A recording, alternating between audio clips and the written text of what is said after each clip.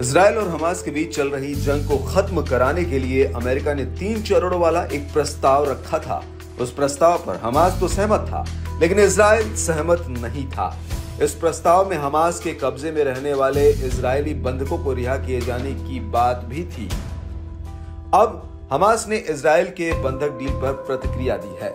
Hamas द्वारा अमेरिकी राष्ट्रपति जो बाइडेन के संघर्ष विराम प्रस्ताव पर दी गई प्रतिक्रिया की अमेरिकी विदेश मंत्री एंटनी ब्लिंकन ने कड़ी आलोचना की है। उन्होंने कहा कि इसमें कुछ ऐसे बदलाव शामिल हैं जो अव्यवहारिक हैं, और उन्होंने ये भी कहा कि यदि आतंकी समूह हमास अपने इसी रुख पर कायम रहता है तो वो युद्ध को लंबा खींचने का जिम्मेदार होगा।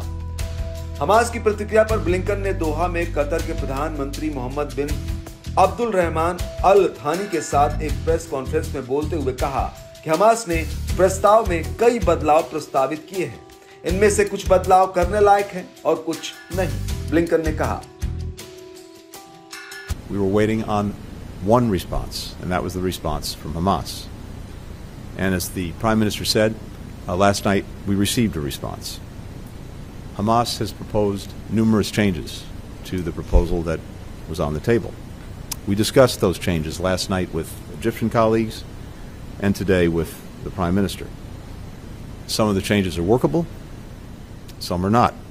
But in the days ahead, we are going to continue to push on an urgent basis with our partners, with Qatar, with Egypt, to try to close this deal. Because we know it's in the interests of Israelis, Palestinians, the region, indeed, the entire world. And we all agree that the deal has to be grounded in the principles of the ceasefire proposal that the entire international community supports. I can't speak for Hamas or answer for Hamas, and ultimately, it may not be the path that Hamas wants to pursue. But Hamas cannot and will not be allowed to decide the future for this region and its people.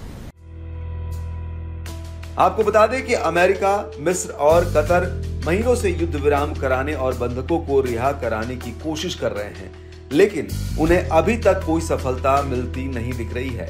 Gaza में बंद Israeli लोगों के परिजन वहां की Benjamin Netanyahu सरकार पर भी बंदियों को रिहा कराने का दबाव बना रहे हैं।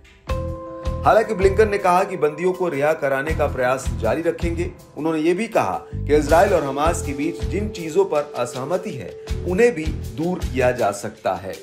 इस पूरे घटनाक्रम में एक चीज और सामने निकल कर आई है कि जिस बात से हमास सहमत होता है उस पर इजराइल आपत्ति जताता है, और जिस बात पर इजराइल सहमत होता है उस पर हमास सहमत नहीं होता।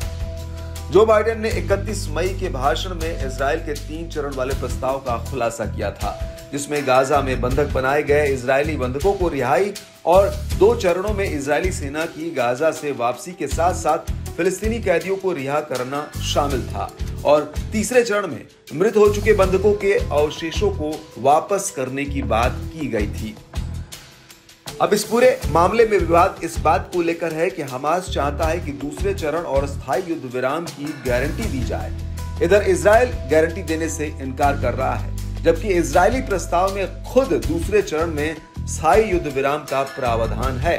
प्रावधान यह है कि यदि हमास समझौते का उल्लंघन करता है तो इजराइल अपना युद्ध अभियान फिर से शुरू कर सकता है।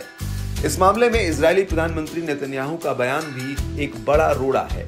नेतन्याहू इस पूरी रिपोर्ट को गलत बताते हुए इस बात पर अड़े रहे हैं कि इजराइल गाजा में हमास को सत्ता से हटाए जाने से पहले किसी भी सूरत में युद्ध समाप्त नहीं करेगा। इसके चलते युद्ध विराम का मामला अभी अधर में लटका हुआ है।